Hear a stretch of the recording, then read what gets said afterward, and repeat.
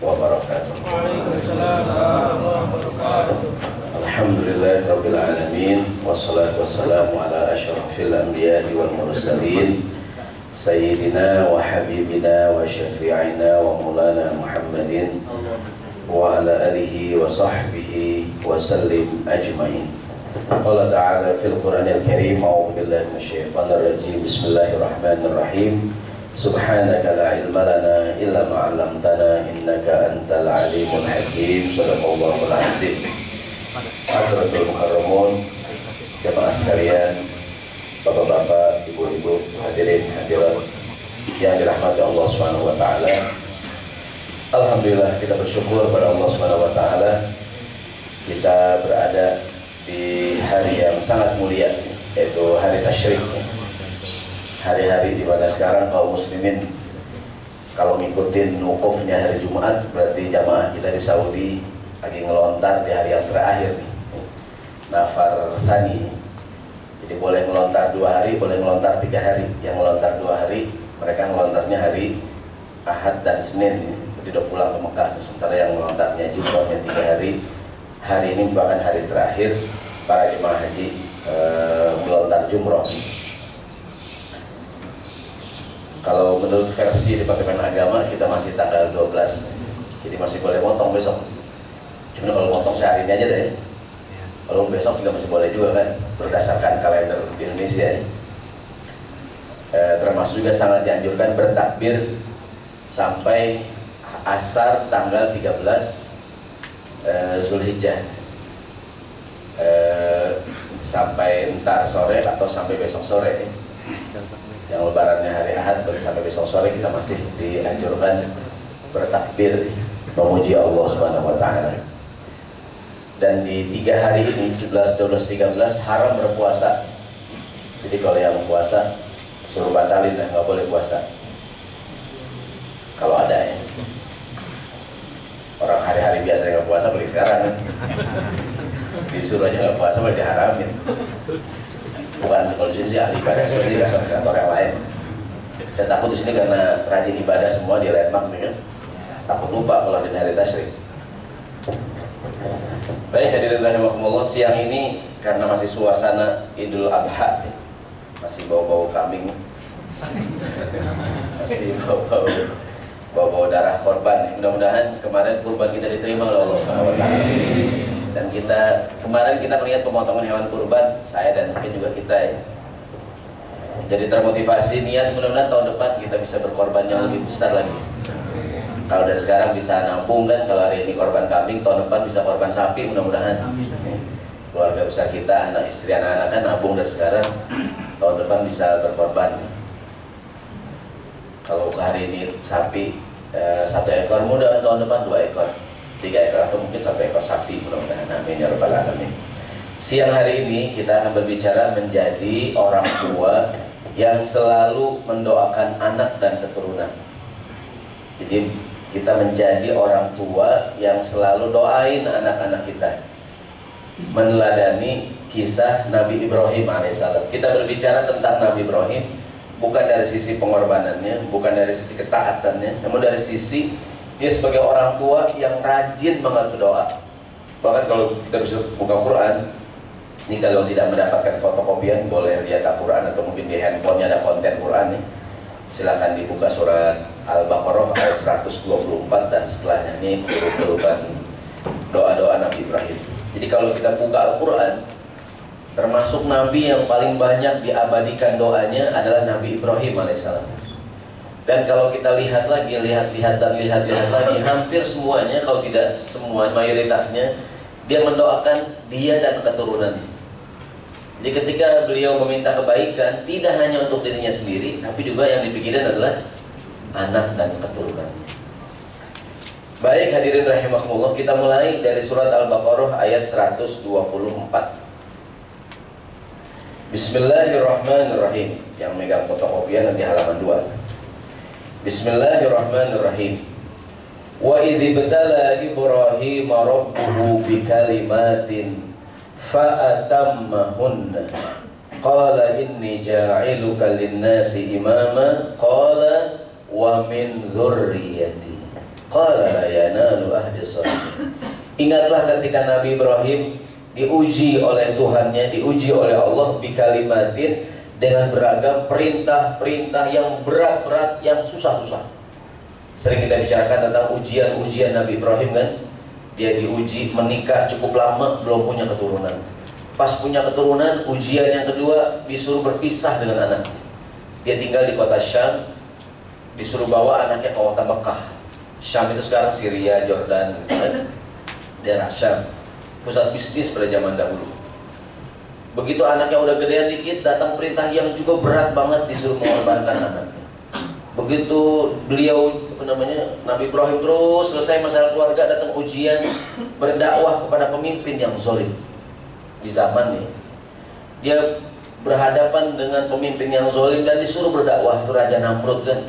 Sampai pada puncaknya Nabi Ibrahim dibakar oleh Raja Namrud hidup-hidup kan, walaupun kemudian ditolong oleh Allah Subhanahu wa taala. Kemudian datang lagi perintah lagi tuh. Beliau berdakwah kepada keluarganya sendiri kan. Beliau disuruh berdakwah kepada ayahnya sendiri kan, ayahnya pembuat patung berhala. Dan dakwah kepada keluarga itu jauh lebih berat hadirin dibandingkan dakwah kepada orang lain. Dakwah kepada orang lain, ngajak orang berat kan? Berat juga, tapi lebih susah lagi ngajak keluarga sendiri. Ini pengalaman pribadi, saya kalau disuruh ceramah di arisan keluarga saya nggak mau, saya nggak dengerin. Saya kalau pengajian keluarga ngundang orang juga nih, dia ceramah, dia sunat kita yang megang. Itu beban berat. Undang yang lain aja dah, undang yang lain. Jadi itu begitu tuh ya. Nah, Nabi Ibrahim juga dia punya berdakwah kepada ayahnya sendiri. Termasuk perintah berkhitan. Pertama kali datang kepada Nabi Ibrahim alaihissalam. Ini ayatnya diuji dengan berat fa'atammahunna, kalimat fa'atammahunna semuanya disempurnakan, ditamam. Tamam itu artinya sempurna. Orang Arab tuh kalau makan enak, tamam, maknyus, delicious, perfecto. Itu tamam bahasa Arab. Tamam. Jadi semuanya disempurnakan. Karena sudah melaksanakan semua perintah yang berat-berat, Allah berikan hadiah, anugerah pada Nabi Ibrahim. Qala inni ja'iluka linnasi imama. Wa Ibrahim, sekarang engkau aku angkat menjadi imam. Aku angkat, itu sebuah anugerah ya. Begitu Nabi Ibrahim mendengar dia diberikan anugerah oleh Allah Subhanahu wa taala, katakanlah sebuah penghargaan, nikmat gitu ya. Apakah komentar pertama Nabi Ibrahim hadirin? Apakah komentar reaksinya bantu? Qala wa min dzurriyyati. Ya Allah, berikanlah ini juga kepada anak dan keturunan saya.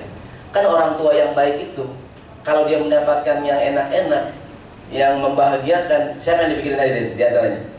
Anaknya. Kita lagi makan nih, ya Allah makanan enak banget. Siapa yang dipikirin tuh? Ini orang tua yang benar nih, orang tua yang benar nih. Kalau orang tua yang sablon sih boro-boro nih, orang tua yang benar nih. Lihat roti nih, ya Allah, siapa yang pikirin nih? Ini cukup apa gitu sih? Yang baik tuh. Ya Allah, si kurang aja. Jadi orang tua yang baik itu, coba kita datang ke taman, ada kolam renang, ada gitu kan. Siapa yang, ya Allah kalau bawa anak enaknya gitu ya. Kan orang tua yang baik itu kalau dapat anugerah kenikmatan, siapa yang ingat hadirin tuh? Kayak ibu-ibu kan, coba ibu kondangan lah. Dari kondangan, ada kue enak banget. Siapa yang bikirin tuh? Anaknya. Jangan keringat untungan tangan. Tuan rumah mulai masukin tas gitu. Gitu hadirin. Jadi orang tua yang, maka begitu beliau Allah mengatakan ini ja'iluka linnasi imaman, aku anugerahkan kau menjadi pemimpin atas manusia. Apakah reaksi Nabi Ibrahim? Qala wa min dzurriyyati. Jadi orang tua yang baik itu dia, sekarang kita mungkin merasakan hidup enak, pekerjaan yang baik, punya tempat tinggal yang bagus. Apa yang kita bilang? Mudah-mudahan anak saya dapat yang lebih bagus dari ibu gitu. Mudah-mudahan anak dan keturunan saya mendapatkan kenikmatan lebih dari yang kita dapatkan, gitu ya. Kemudian yang diminta Nabi Ibrahim dijawab oleh Allah Subhanahu wa taala, qala la yanalu ahdiz zalimin. Yang kau minta aku berikan, tapi yang zalim-zalim enggak dapat. Artinya Allah jawab yang diminta Nabi Ibrahim. Kalau kita buka tafsir Departemen Agama tuh ada keterangan Allah menjawab doa ini Mana buktinya? Maka semua pemimpin, semua nabi-nabi yang datang setelah Nabi Ibrahim adalah keturunan Nabi Ibrahim. Sering kita bicarakan, beliau punya anak namanya Ismail, jadi Nabi Ismail. Dari istri yang pertama punya anak Ishak, juga jadi Nabi Ishak. Ishak punya anak namanya Yakub, jadi Nabi Yakub. Dalam kurung namanya Israel ya, nama lainnya Yakub. Yakub punya anak beberapa orang, di antaranya Yusuf juga jadi Nabi. Terus sampai keturunan Bani Israel, Nabi Musa, Nabi Isa ya, semua menjadi pemimpin, menjadi nabi-nabi. Bahkan Nabi yang terakhir juga Nabi Muhammad SAW secara nasab juga keturunan daripada Nabi Ibrahim, bukan dari jalur Ishak, tapi dari jalur Ismail alaihissalam. Jadi ini pelajaran pertama buat kita semua, jadilah orang tua yang selalu doain anak kayak Nabi Ibrahim. Bahkan kita akan lihat rangkaian doanya di surat Al-Baqarah, juga di surat Ibrahim. Kita lihat dia beruntun tuh, dia selalu doain aku dan keturunanku, aku dan anak-anakku, aku dan cucu-cucuku. Jadi bukan hanya dirinya sendiri, dia juga mendoakan untuk keturunannya. Yang berikutnya ayat 100, kita lengkap 126. Bismillahirrahmanirrahim. Jadi kita fokus membicarakan mengenai meneladani Nabi Ibrahim dari sisi jadi orang tua yang selalu berdoa dan mendoakan keturunan. Bismillahirrahmanirrahim. Wa idh qala Ibrahimu rabbi ij'al hadha baladan amina warzuq ahlahu minats thamarati man amana minhum billahi wal yawmil akhir ila akhir ayat. Ingatlah ketika Nabi Ibrahim berdoa, ya Allah, ya Tuhanku, Rabbi, ya Tuhanku, ij'al hadza baladan aminan. Jadikanlah, dia kan lagi di kota Mekah nih doanya nih. Ya kan? Ada yang di hari pertama di bawah Ismail waktu masih bayi. Misalnya kedatangan yang pertama bersama bayinya Ismail. Kedatangan yang kedua ketika datang perintah mengorbankan anaknya, itu nggak jadi kan? Setelah peristiwa pengorbanan nggak jadi, dia kan membangun Ka'bah bersama putranya Ismail. Dia berdoa di kota Mekah, ya Allah, jadikanlah ini kota Mekah kota yang aman. Karena beliau meninggalkan keturunannya di sini ya kan? Anaknya kan ditinggal di sini tinggal. Dia pergi lagi ke kota Syam kan, jadikanlah ini kota, ini kampung yang aman. Waktu itu Mekah sepi, kering, tandus, gersang. Belum ada air Zam-Zam belum. Ya kan? Belum ada tuh tower Zam-Zam, belum ada tower itu yang jam gede banget. Saya tahu tanya, Ustaz tutup jam udah dulu, belum ada jam ya. Jam yang gede banget cuma Ka'bah. Saya tahu tanya ya. Hilton udah ada Ustaz, Hilton belum. Jadi karena ini kota Mekah negeri yang aman.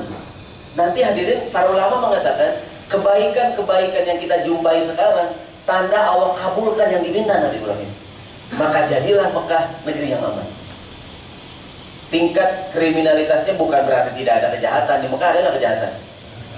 Ada nggak yang lagi tawaf dompetnya hilang? Jatuh kali ya? Atau handphonenya tasnya nyobekin, ada nggak tuh? Ada juga ya. Ada juga, Ustadz di Mekah ada setan yang Ustadz? Ada juga. Ada nggak lagi tawaf nih? Cewek itu cakep bener. Kali bawa pengalaman. Jika ada, apalagi zaman sekarang, zamannya handphone nih, banyak yang selfie depan Mekah itu kan, depan Ka'bah. Lagi nyium, ajar aswad, orang. Woi, cepetan woi. Jadi dijadikannya Mekah.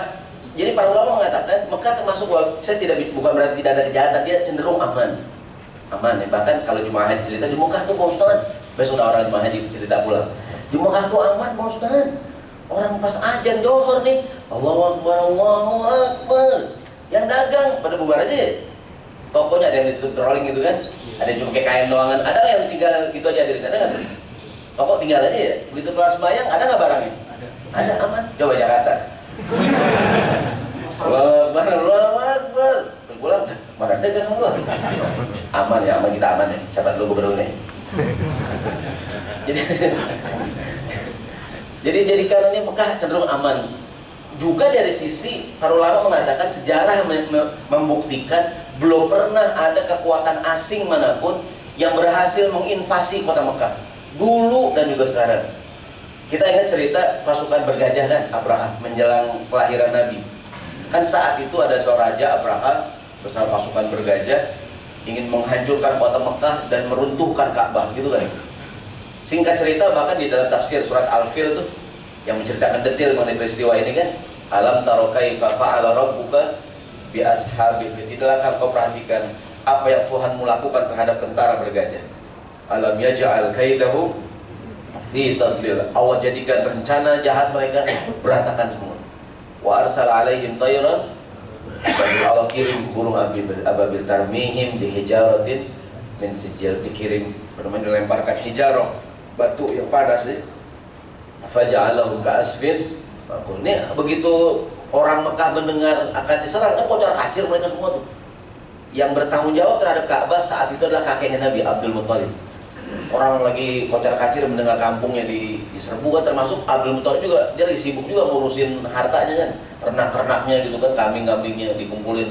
Orang pada protes, wahai Abdul Muttalib, kamu ngapain ngurusin kambing kamu? Ka'bah tuh, urusin Ka'bah.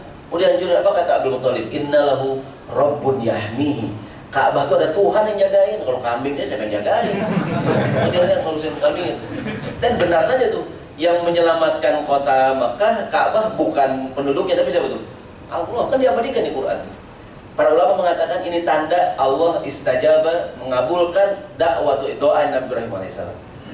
Demikian juga sejarah-sejarah Perang Dunia Pertama, Perang Dunia Kedua, semua wilayah tuh kita jajah Belanda ya, Malaysia, Inggris, apa lagi tuh, negara Afrika di Afrika Utara tuh kan, semua Mesir, Sudan, Maroko, semua tuh kan dikuasai Eropa kan, kecuali wilayah Hijaz, Mekah, tidak dikuasai oleh pasukan asing manapun, diaman. Termasuk perang modern, perang Teluk Pertama, perang Teluk Kedua, perang Iran pertama kedua kali kan, perang apa lagi tuh, perang Arab Israel tahun 67, 76 gitu kan, atau perang kemarin Irak lawan Kuwait tahun 90-an kan. Sebagian wilayah Saudi kan kena bom, Jeddah, Riyadh, Dammam, dan beberapa yang lain. Tidak dengan kota Mekah dan Madinah, Mekah terutama. Mengapa demikian? Orang bilang dijawab yang diminta oleh Nabi Ibrahim AS. Bahkan di surat apa? Wa man dakhalahu kana aminan. Yang masuk mendapatkan jaminan keamanan. Mengapa demikian hadirin? Didoain karena anaknya tinggal situ. Kemudian doanya lagi, warzuq ahlahu minas thamarat. Ya Allah, berikanlah ini penduduknya rizki dari segala macam buah-buahan. Dalam tafsir Ibnu Katsir kan begini hadirin, bagaimana cara Allah mengabulkan doa Nabi Ibrahim? Dia minta penduduknya diberikan kemakmuran, rezeki dari segala macam buah-buahannya. Kan kalau melihat negeri yang tandus begitu tuh, pohonan numbuh hadirin. Tapi sekarang yang pernah haji, pernah umrah, saya tanya, di Mekah banyak nggak buah-buahan? Banyak ya, apel, anggur, itu delima segede durian juga, delima tuh, pisang gitu kan. Kenapa hadir banyak tuh? Yang diminta didoain cuma buah-buahan doang tuh. Warzuq ahlahu minat tamrat. Jadi kata Ibnu Katsir, yang diminta cuma buahnya doangan, pohonannya kagak tumbuh pohonannya. Maksudnya yang diminta buah-buahan doang ya. Berarti Allah takdirkan dengan cara itu buah-buahan datang ke kota Mekah tuh. Pohonannya kagak ada, kan kemakmuran tidak identik dengan kesuburan, betul nggak hadirin? Mekah subur nggak Mekah? Nggak subur ya, makmur ya. Kalau kita kan subur dan makmur ya. Brato adalah makmur ya. Siapa lo gubernurnya ya? Makmur hadirin kita ya, alhamdulillah ya. Jadi mengapa mengapa Mekah itu makmur? Padahal dari segi alam ya, panas, tandus, gersang. Pertama orang bilang Nabi Ibrahim mendoain, ya, dia minta kepada Allah agar ini penduduk dikasih rezeki dan segala macam buah-buahan. Pertama, kalau kita pahami secara tekstual, segala macam buah sekarang ada nggak? Ada di Mekah. Mencari jengkol aja ada di Mekah. Itu di warung sidul ada petai. Itu nggak ada yang makan. Jadi hadirin rahimakumullah, yang ini menandakan bahwa yang diminta oleh beliau dikabulkan oleh Allah SWT. Jadi kita fokus berbicara menjadi orang tua yang berdoa kepada Allah, mendoakan anak-anaknya. Doa lagi nih. Bismillahirrahmanirrahim. Rabbana waj'alna 128. Rabbana waj'alna muslimaini laka wa min dzurriyyatina. Ya Allah, jadikanlah, dia lagi bangun Ka'bah berdua Ismail. Ya Allah, jadikanlah aku berdua dengan anakku Ismail ini muslimaini, dua orang muslim berserah diri kepada Engkau. Bukan cuma kami berdua, tapi juga wa min dzurriyyatina. Demikian juga dengan anak dan keturunan kami. Jadi mengapa kemudian anak dan keturunan Ibrahim jadi orang baik-baik didoain? Yang namanya soleh, kesolehan hadirin, tidak hanya kita usahakan, namun juga kita minta. Jadi memiliki anak yang soleh itu tidak cukup kita sekolahin sekolah yang bagus, panggil guru yang hebat, gizinya, makanan, tapi juga apa itu? Doain. Maka saya mengimbau kita semua nih yang punya anak nih, doain anak, jangan bosan-bosan hadirin. Pak Ustaz, anak saya bandel banget Pak Ustaz, gitu kan. Saya bilang doain Bu, doain nih. Orang berubah nggak hadirin? Orang berubah, ada nggak yang dulu bandel banget sekarang berubah? Saya pernah ketemu ibu-ibu cerita, ada anak di samping, Pak Ustaz, anak saya Pak Ustaz, dulu bandel banget Pak Ustaz, waktu kecil. Sekarang dia udah nikah, udah kerja, di rumah tangga. Sekarang sayang sama saya Pak Ustaz, dulu kecil bandel banget Pak Ustaz, nyolongin ibu Pak Ustaz. Tabung gas 2 dijual dia. Ambil dulu narkoba gitu kan. Sekarang dia udah gede Pak Ustaz, udah kerja, udah nikah, punya istri, berubah Pak Ustaz. Ada nggak gitu tadi itu? Tiap bulan sekarang ngasih saya duit Pak Ustaz. Mungkin mulangin duit tabung gas dulu jual. Ada nggak yang minta dari itu? Jangan-jangan orangnya hadir di sini. Gak maaf ya. Gua diomongin. Gitu. Ini mohon maaf. Dulu kita nakal ya, betul hadirin. Dulu mungkin kita bandel ya. Orang tua kita doain kita hadirin. Mengapa sekarang kita berubah? Orang tua kita doain kita supaya kita jadi anak yang baik, berubah gitu. Dan saya yakin orang berubah hadirin. Orang berubah doain. Jadi tentu dia berubah, kita sekolahin, lingkungan, makanan segala macam, tapi juga berdoa. Umar bin Khattab selain juga hidayah Allah, dalam sirah dijelaskan asbab mengapa Umar masuk Islam selain juga hidayah ya. Nabi doain Umar. Kan ada 2 orang tuh, satu Umar bin Khattab, satu lagi Amr bin Hisham. Ya dalam kurung Abu Jahal ya. Abu Jahal aslinya Amr bin Hisham. Itu dua-duanya Umar kan. Untuk membedakan Umar dengan Amr, kalau Amr ada wawunya. Aslinya dua-duanya Umar kan. Amr kayak Joko Menjaka gitu deh. Jadi juga kan. Lain nih. Jadi Umar dengan kayak Saharoni Mas Syahrini lah gitu. Jauh banget Ustaz. Ya ada orang mirip hadirin.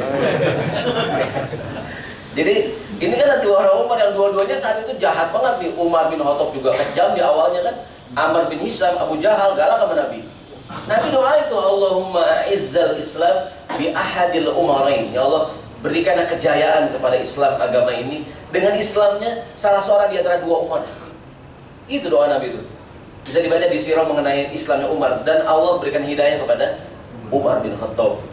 Jadi kesolehan tidak hanya kita usahakan ya, tapi kita minta sama Allah. Sama seperti kita menjadi orang, kita pengen istiqomah ya. Kan kita usahakan jadi teman yang baik, segala macam kan. Di antaranya kita doa, ya Allah, ya muqallibal qulub, tsabbit qalbi ala dinik. Ya Allah, zat yang membolak-balikan hati, tetapkan aku dalam agamamu. Kan pengen istiqomah ya. Rabbana la tuzigh qulubana ba'da idh hadaitana. Jadi kita berusaha pengen istiqomah, tapi juga minta nggak tuh? Kayak rezeki, pengen dapat rezeki, usaha nggak deh? Tapi juga nggak cukup usaha, ngapain? Minta juga. Jangan juga minta doang kan, nggak usaha. Tiap pagi di masjid musola nongkrong, Allah berikan aku rezeki Allah. Ini nggak kerja begitu, nggak dapat juga ya. Jadi dua-duanya tuh sama. Anak yang soleh juga tidak hanya kita usahakan, namun kita minta. Jadi doain hadirin, doain. Siang malam dia berangkat sekolah, doain hadirin. Kita pegangin palanya kan, Bismillahirrahmanirrahim, baca Fatihah, Bismillahirrahmanirrahim. Ustaz kok Fatihah, Ustaz? Ya Al-Baqarah panjangan. Tanpa sekolah, kalau Al-Baqarah ya. Saya tahu dia nanya, kok Fatihah Ustaz? Yang pendekan Fatihah hadirin. Oh iya, asin kelamaan ya. Baca Fatihah dan mau berangkat sekolah kan, Bismillahirrahmanirrahim, Bismillahirrahmanirrahim. Kenapa sih ya aku baca Fatihah? Biar kamu pintar nak, biar setan pada kabur. Kan ibu suka doain kan, nak, ini nak, kalau ibu bacain Fatihah. Kenapa sih Pak? Supaya setan kabur nak. Kata anak itu, Mah, ayah tuh Mah, ayah. Kata ayah, boleh itu sama juga. Tiap hari hadirin, tiap hari doain, ya. Doain tiap hari hadirin, tiap hari hadirin mau berangkat sekolah tuh, kita pegang balanya. Mungkin Ustaz saya berangkat sekolah, anak mesti tidur, dari tidur doain kita berangkat sekolah, kita berangkat kerja kan nih. Tiap hari kita doain, berubah orang hadirin, berubah ya. Kita doain tiap hari itu. Paling orang tua anaknya berangkat sekolah bilangnya apa biasanya itu? Standar biasanya bilang apa tuh? Nak, jangan banyak jajan ya nak. Duit ayah habis nak. Besok ganti tuh omongan, ganti. Enggak, doain nak, doain. Ya. Atau kalau jajan jangan dihabisin nak, bagi ayah separuh. Ini doain hadirin, doain. Pegang palanya kita doain. Bismillahirrahmanirrahim. Alhamdulillah ya Allah. Anakku jadi anak yang soleh. Nabi doain tuh siapa? Sahabat Anas bin Malik. Dan doa Nabi kepada Anas itu kepada Ibnu Mas'ud ya. Ibnu Mas'ud begitu lahir, Allahumma faqihhu fid din wa 'allimhu ta'wil. Ya Allah, jadikan dia seorang yang mengerti agama dan memahami Al-Qur'an. Anas bin Malik termasuk didoain Nabi begitu dia lahir, Allahumma akthir malahu wa waladahu. Ya Allah, banyakin si Anas ini harta dan keturunannya. Kalau salah Anas bin Malik anaknya 100 orang lebih. Jangan tanya istrinya ya, ini saya anaknya doang. Terbilang rumah tuh, Mama, ini Anas bin Malik kan doain Nabi tuh. Ya, maksud tuh Mas, yang enggak cerita itu. Kamu lagi di mana sih Mas? Aduh, salah ustaz tuh. Itu silakan dicari di Google tuh, cari doa Nabi buat Anas bin Malik. Kalau pengen tahu, kalau saya doanya tuh banyakin hartanya, banyakin anaknya. Maka dia Anas bin Malik keturunan banyak banget hadirin. Gara-gara didoain oleh Rasulullah SAW. Ini anak kita, kembali ke anak kita nih, doain. Kalau dia mungkin, mohon maaf, sekarang kita punya anak yang mungkinnya rada nakal gitu ya. Ya namanya anak wajar lah. Anak-anak sekolah lompat-lompatan wajar nggak hadirin? Wajar mana anaknya? Kecuali yang lompat-lompatan bapaknya, baru bangun dulu tuh.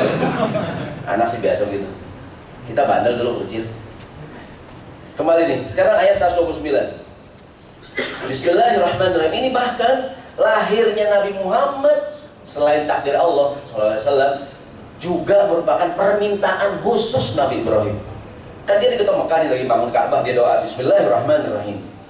Rabbana wa ba'ath fihim rasulam minhum yatslu alaihim ayatika wa yu'allimuhumul kitaba wal hikmah wa yuzakkihim innaka antal azizul hakim. Ya Allah, wa ba'ath fihim, ya Allah utuslah buat orang Mekah nih, kepada mereka nih rasulan, seorang rasul, seorang nabi, minhum, dari kalangan mereka sendiri, orang sini asli, putra daerah istilahnya.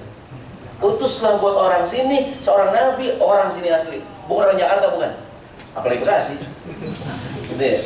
Ini utus orang Mekah asli. Jadi dia mintanya permintaan khusus ya Allah buat orang Mekah, utus seorang nabi, yang mana nabi dari orang sini asli, bukan orang mana-mana. Ntar itu Nabi membacakan pada mereka ayat Engkau, mengajarkan mereka, mensucikan mereka. Lihat ujung doanya tuh, Innaka antal azizul hakim. Aku tahu, ini terhadap permintaanku nih, Engkau maha perkasa, lagi maha bijaksana.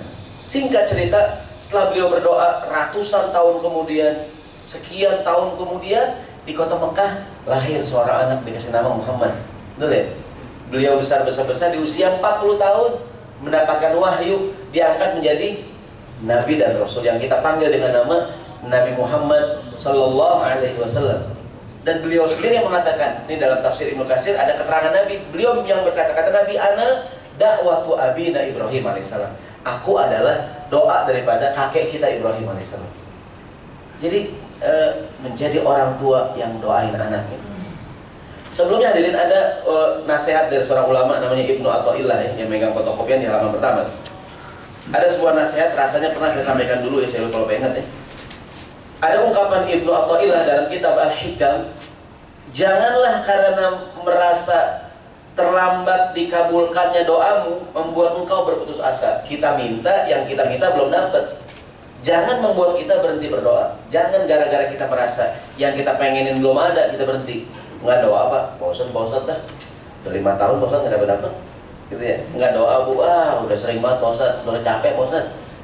Ini maksudnya kalau kita ngerasa yang kita minta belum dapat, doa hadirin. Karena kata Ibnu Athaillah, Allah menjamin yang kita minta dikabulkan. Tapi dalam bentuk yang Allah kehendaki dan tidak selalu dalam bentuk yang kita inginkan. Jadi bentuknya bagaimana itu urusan Allah. Bentuknya bagaimana? Jadi orang minta rezeki, ya kan, yang kita minta Allah kabulkan. Mungkin rezekinya bukan, kan kita rezeki kebanyakan apa tuh? Uang, itu harta kan. Mungkin rezekinya bukan harta, ya uangnya sih ya segitu juga dah, mungkin cukup dah ya. Tapi mungkin Allah berikan dalam bentuk yang lain hadirin. Apa contohnya tuh? Kesehatan, ya, jarang sakit. Ya paling puyang-puyang doang dah, dikerokin pakai gopen itu kan baik. Puyang-puyang dikit ada yang bikin toprak, hilang aja udah. Ya. Lagi puyang-puyang ada yang jalan-jalan gitu kan, hilang puyang itu. Pengen jalan-jalan doang ya. Tapi ada orang yang duitnya banyak sakit semua, ada nggak begitu dia? Kalau belum keluar negeri, belum juta-jutaan belum bahaya itu. Ini batuk doang kan luar negeri. Mau kemana Pak? Pakai Inggris Pak Ustadz? Batuk saya Pak Ustadz. Ini bos bandara udah bayar diri. Jauhan ya. Puyang doang di Singapura. Ini kita nih alhamdulillah ya. Saya deh. Duit tak pas-pasan dah. Tapi minum ya obat warung 1.000 perak hilang tuh. Ya enggak? Nah ini mungkin Allah berikan rezeki, bentuknya terserah Allah Subhanahu wa taala. Yang kedua, pada waktu yang Allah tentukan dan tidak selalu pada waktu yang kita mau. Allah kabulkan yang kita minta, namun waktunya kapan terserah Allah. Jadi kadang-kadang kayak ini Nabi Ibrahim, dia mintanya kapan tahu, dikabulkannya sekian ratus tahun kemudian. Bahkan para ulama mengatakan segala kebaikan yang kita lihat sekarang adalah yang diminta oleh Nabi Ibrahim alaihissalam. Termasuk kota Mekah makmur, dia subur, dia makmur, dia aman, lahirnya Nabi Muhammad. Dan termasuk nanti mengapa semua orang pengen banget datang ke kota Mekah. Didoain sama Nabi Ibrahim alaihissalam. Kita sekarang lengkap hadirin masuk ke surat Ibrahim nih. Tadi kan surat Al-Baqarah. Sekarang masuk ke surat Ibrahim. Juga ada rangkaian doa Nabi Ibrahim alaihissalam. Di surat Ibrahim surat ke-14. Mungkin yang di handphone ada konten Quran, juga sambil mengikuti kalau nggak ada fotokopian. Surat Ibrahim surat ke-14 ayat 35. Bismillahirrahmanirrahim. Ini rangkaian doanya. Wa idh qala Ibrahim rabbi ij'al hadzal balada aminan wajnubni wa baniya an na'budal asnam. Ya Allah ya Tuhanku, ingatlah ketika Nabi Ibrahim berdoa, jadikanlah ya Allah ij'al hadzal balada aminan. Dua kali nih, sama dengan yang tadi. Jadikan kota ini kota yang aman. Sambungannya wajnubni, lihat, wa baniya an na'budal asnam.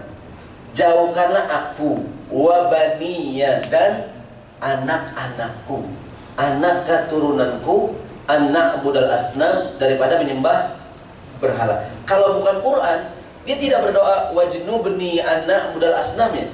Jauhkanlah aku daripada menyembah berhala, tapi diselipin kalimat wa baniya, aku dan anak cucuku. Jadi saya ulangi, dia tuh kalau Nabi Ibrahim kalau berdoa selalu disisipkan wa min dzurriyyatina. Di sini teksnya wajnubni wa baniya, aku dan anak keturunanku. Artinya dia tidak hanya berdoa wajnubni anak budal asnam, tapi wajnubni wa baniya anak budal, jauhkanlah asnam, jauhkanlah aku dan juga anak cucuku daripada menyembah berhala. Lihat hadirin sambungan doa ini. Ini orang tua yang sayang sama anak. Mengapa jangan menyembah berhala? Robbi innahunna adlalna katsiran minan nas. Ya Allah, itu berhala banyak menyesatkan manusia.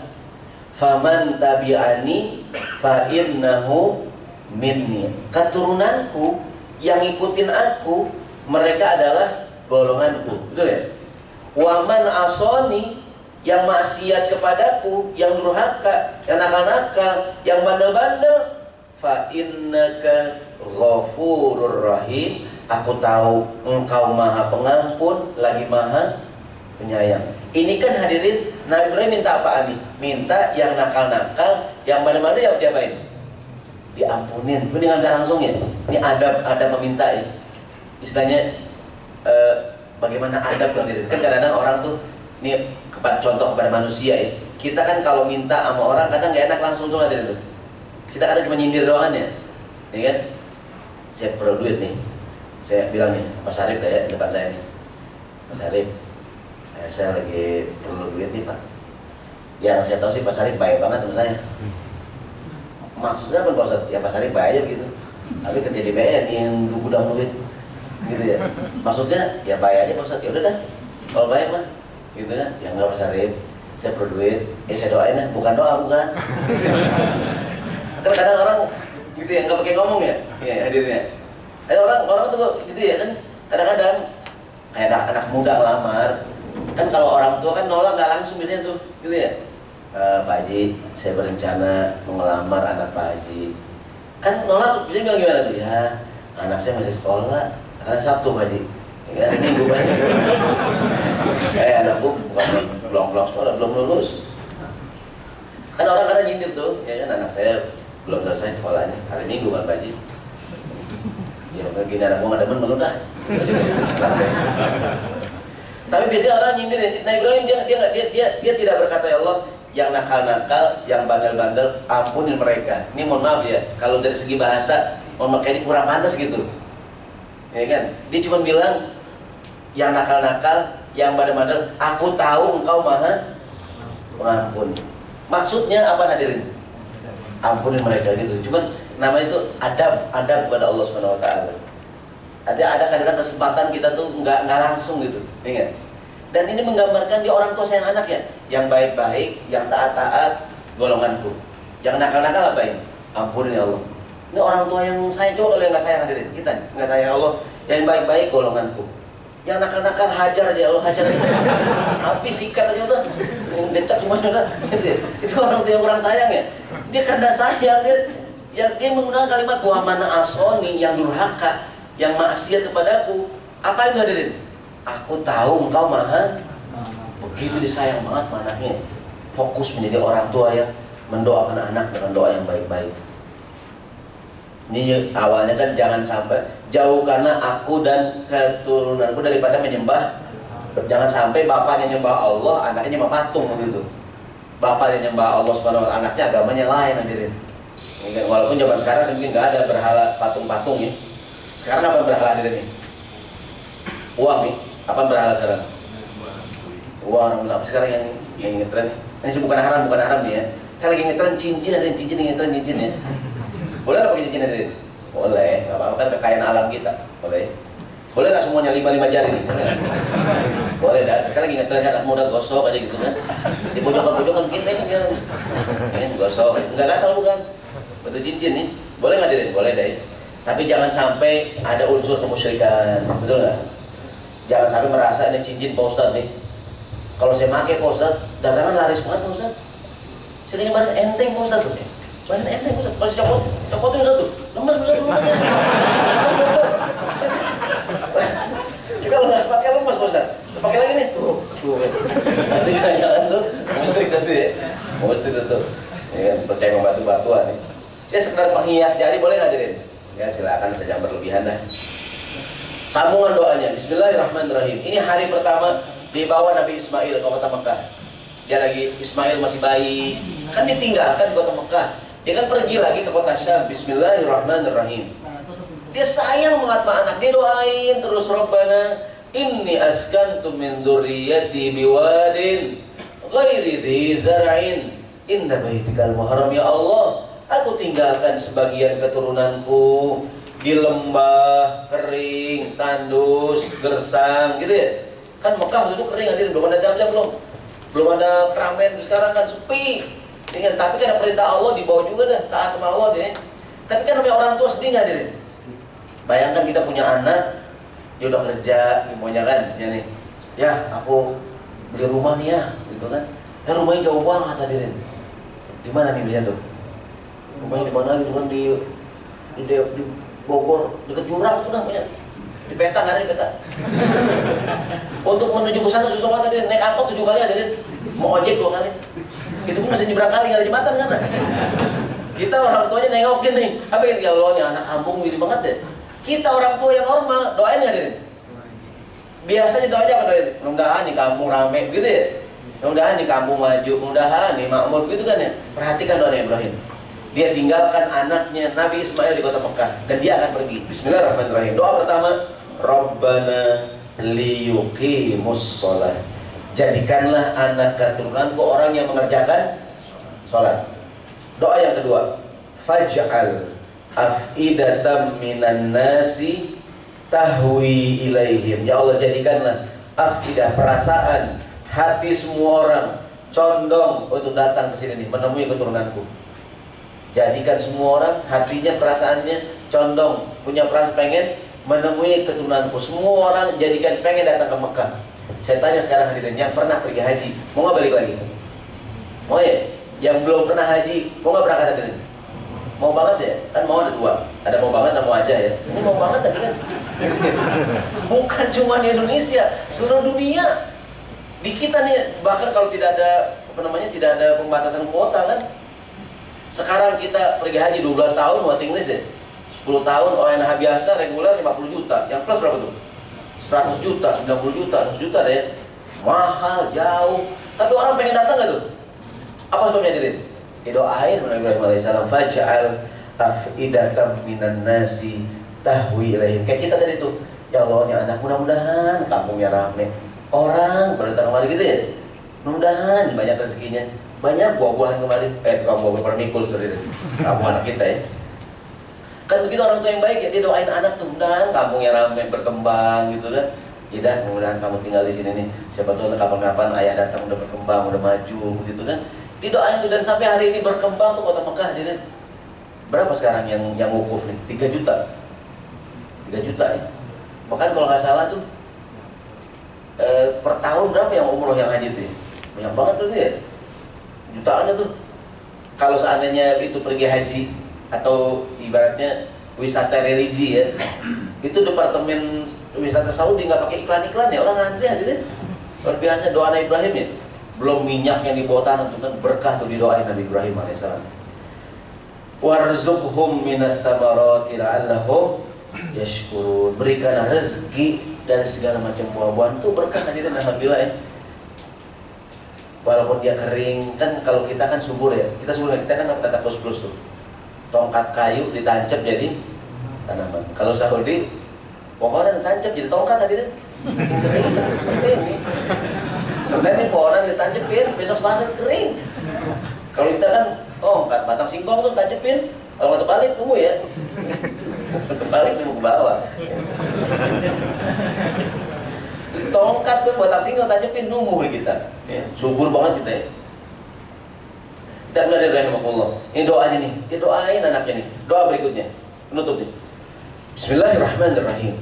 Alhamdulillahilladzi wahabali 'alal kibari Ismaila wa Ishaq. Ya Allah, terima kasih Engkau berikan anugerah. Wahaba, hibah-hibahnya hadiah kan, pemberian. Wahabali, Engkau memberikan kepadaku 'alal kibari, di hari tuaku. Siapa hadirin? Ismaila wa Ishaq. Engkau berikan padaku keturunan Ismail dan Ishaq. Inna Rabbi lasami'ud du'a. Engkau ya Allah maha mendengarkan doa-doa. Ya Allah, Rabbi ja'alni muqimas shalah wa min dzurriyyati Rabbana wa taqabbal doa. Ya Allah, jadikanlah aku orang yang melaksanakan sholat, demikian juga dengan anak-anakku. Jadikanlah aku orang yang mengerjakan sholat, demikian juga dengan anak dan keturunan. Dia kalau doa itu bukan cuma buat dia doang sendiri ya.